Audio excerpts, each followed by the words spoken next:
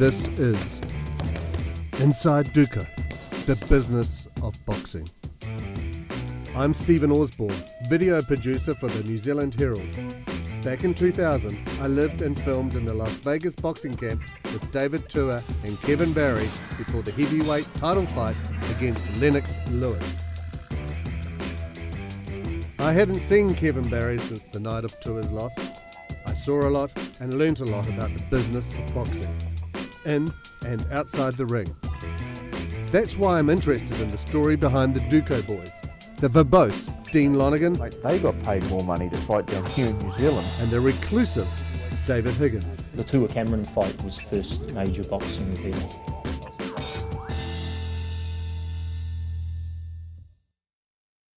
Duco, what sort of company is Duco?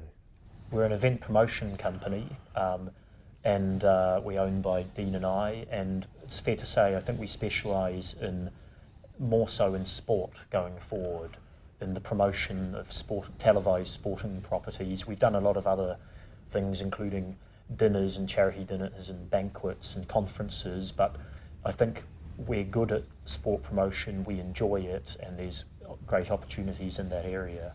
The Tua Cameron fight was the first major boxing event I was involved in, and that sort of, I sort of spotted it as a business opportunity. I didn't really have a big background in boxing. Got involved with Bino here and really enjoyed it. It turned out, thankfully, being successful, otherwise it would have bankrupted me. And then from then on, Dean and I have spotted and pursued more opportunities in boxing. What is the relationship between you two? Robust, to say the least. We debate things through, and but we've both got the same outcome in mind, and that is to put on a really slick looking event, one that the public would and the corporates want to, and our sponsors want to come back to. Professional boxing is a business, amateur boxing is a sport. And any, or should I say, I won't say any, but most fighters, and I'm talking about good, accomplished amateur fighters, will tell you that who go on to become world professional champions and good professionals will tell you that the most enjoyable time of their life was boxing in the amateurs. Boxing as a professional is a business, and it's just like anyone else with a job. That's what you do. Your relationship with Duco, how would you describe that? How are they as promoters? I think they're very talented promoters. They do a good job. They've got a long track record of delivering events for us. I don't believe, no they haven't, they never cancelled an event. They've always delivered, and they've always said what they're going to do, and then what they say they're going to do gets done. So we think they're a good partner to work with. They tell you how many rounds they're going to be? Well, they do now, yeah.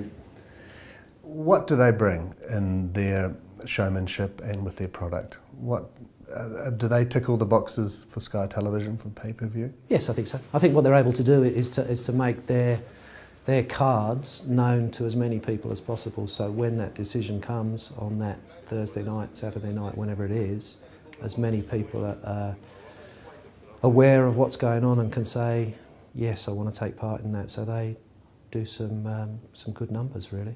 They get people interested in their product. What is the business model and the importance of pay-per-view in boxing, and how has Duco tapped into that? Well, Duco are the leaders in pay-per-view in New Zealand. You know, I have so much respect for especially Dean Lonergan, for how he's structured this company and the job that him and Dave are doing. I recently put together a meeting in Las Vegas with the UFC for Dean and Dave, and I sat in on the meeting as it was put together because I have a relationship with Dana White. And the presentation that Dean Lonergan gave to the UFC would be as good as I've ever seen in my life. Dean Lonergan is a tremendous operator.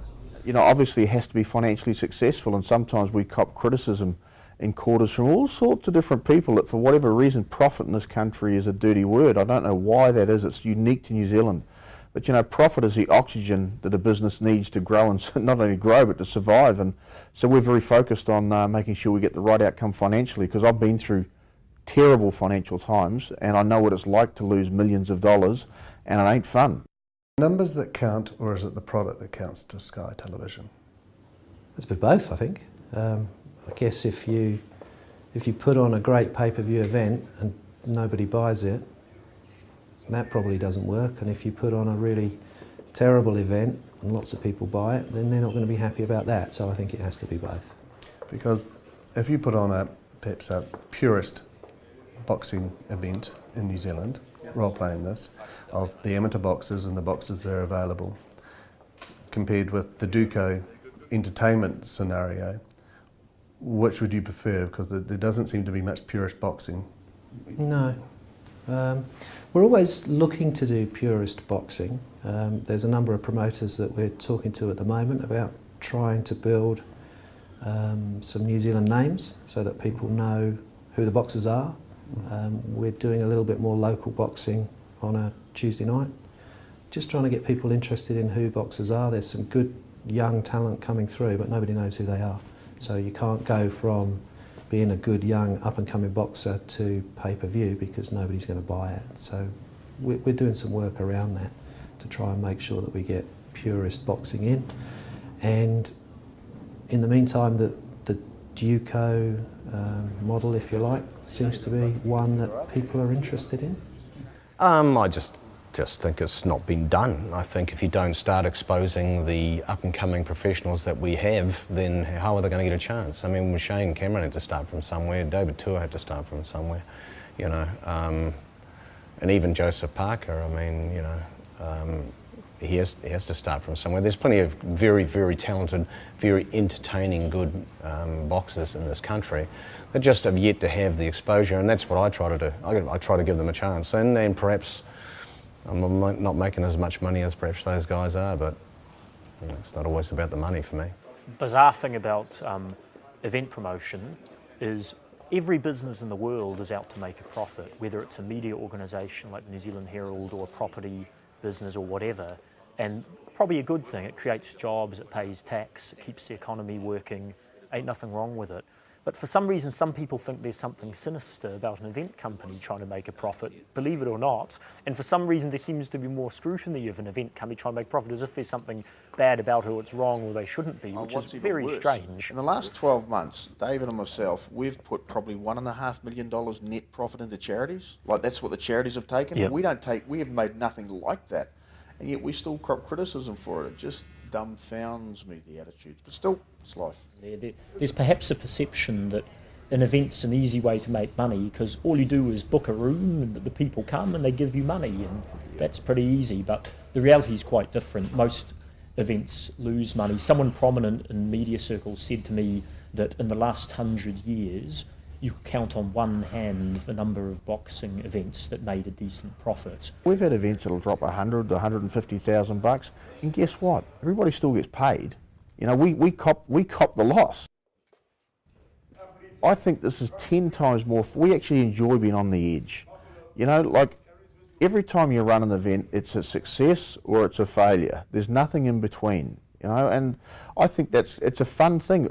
The only thing I can equate it to, Oz, and most people never know what this is like, but running an event that really kicks ass, that really goes well, is the same feeling that you can get when you run out playing for New Zealand in rugby league or in the All Blacks. I know what that's like, and the only thing that's ever come close to that is running events. No, the difference between boxing and other sports are the stakes are a lot higher. If you're playing league rugby, netball, there's a weekly season, week in, week out. If a star player injures, another one steps in. If you have a bad game, you can have a good game next week. Boxing ain't like that. You got one chance. If you're a boxer or a promoter or a manager of a boxer, when that boxer fights, it's all on the line. The outcome of that particular fight can raise the fortunes of that boxer, the pro and the manager, through the roof, or drop it through the floor with one punch. And the stakes are so high, and I think that's what fascinates the public with boxing and why they'll buy pay-per-view. It's why perhaps netball games aren't pay-per-viewed, is that when on a lot hangs on a boxing event, the stakes are high. So could we make this on a free-to-air model? Yes. Could we make it as financially successful on free-to-air? No. But it can still be done, just that everybody gets paid less. Not only us, but also the people participating, just because the revenues aren't there. You know, Dave and myself talk about this a lot. We're probably some of the highest paying promoters in the Southern Hemisphere. We have guys coming out of America, they get paid hours down here that they can't get out overseas. So, you know, and that comes down to, I'll be straight up, Ors, comes down to one thing, and that is a job that him and I have done over the last 2 years in particular, but we both worked on tour, Cameron, as well. It comes down to the revenue that we create from table sales, from ticket sales, from sponsorship sales. We put more effort into that than anybody else around, and also from TV revenue. And the reason we get so much TV revenue is we spend days and days and days sitting around thinking, how do we get in the media? What's our next step? Who do we talk to? What's the angles? I guarantee you there's no sport administration in this country who goes to the depths that we go to get the sponsorship, or puts in the amount of hard work that we put in to get the sales and to get the TV, and more importantly the media exposure we need to drive this thing. So what is the price to you, the coverage that you get on your 6 o'clock? You get on the 6 o'clock news, you get the newspaper columns. What is the price of that? It's a symbiotic relationship. They need content, we need the exposure. So we try and serve it up to those guys, everyone across the board, radio, print, TV, online, in a way that's interesting and unique and different so that they'll report it. You seem to be the master publicist, so this is a planned... Absolutely. I think there's some young boxers in New Zealand the public will never have heard of who've actually done pretty well on the world stage and ranked, entering the top 20, top 15 in some cases. The public's never heard of them. Then you look at a guy like Joseph Parker, who is now becoming a household name. He's not in the top 15 yet, and he's got great potential, but he's not made a mark yet. Why is he almost a household name, and these other blokes are not? And some people will be forgiven for thinking it's because he was born a star. But no, that's not the case. It's actually because Dean and I brought to bear the disciplines Dean was just referring to and made a conscious effort to build his profile. Joseph Parker, our big boxing home, had a big afternoon in Los Angeles. He fought Bryce Retani. With him now is Craig Stanaway, and cross to Craig and Mr. Parker. G'day, Craig. How did it go? Well, we're with Team Parker. It's 12:30 at night, and Joseph, the big thing about these live crosses is you're always worried about what's happening in the background, and your father, I think, is the biggest kid. He's so happy. Look at him. Look at how happy his father is. Eh? Well, how does it make you feel to know your dad's that happy? Makes me feel real good. You know, we got some great support from New Zealand, so it's great to have you guys here, and to have my dad here, really supportive and really happy. So how did it go tonight, do you think? 6 rounds, unanimous decision, no knockout, but Kevin's quite happy with that. Oh, yeah, he is happy. You know, this is what we practice in the gym. That means that when Joseph fights, more people are going to watch, more tickets will sell, more tables will sell, more pay-per-view will sell. That means Joseph gets paid more, he makes more money, everyone wins. The money is not just put into making him a star. Like we had a trip to Las Vegas, we took 6 or 7 media up, and that cost us a lot of money, and Joseph performed very well. Where the real money's put, and people never see this, is in his training regimes. You know, we've got him living in Las Vegas full time. That means anytime he fights New Zealand, him and his trainer have to come down with Kevin Barry. We won't get out of that. Just to have him in Las Vegas for the year, between what we have to pay for Kevin, for food, for board, for accommodation, for airfares, we don't get any change out of $200,000. No one sees that. That's all sunk cost. But, and that's $200,000 is an absolute minimum that's going to have to be sunk for the next 3 to 5 to 6 years to make him and to give him the best possible chance we can to make him into somebody. And Dave's right, if he takes 3 losses in a row, it's game over and we kiss goodbye to every single cent. And you know what, along the way, that's before we pay Joseph a cent as well. That's just to keep him trained, keep him fed, keep him watered, and to keep him transported down here. The second that we have to pay him on top of that as well, the stakes get pretty high. Now, to some people, 200 grand a year plus purses is not a lot of money. To me and him, it's a big drain in our business, but we believe in it and we're investing in it.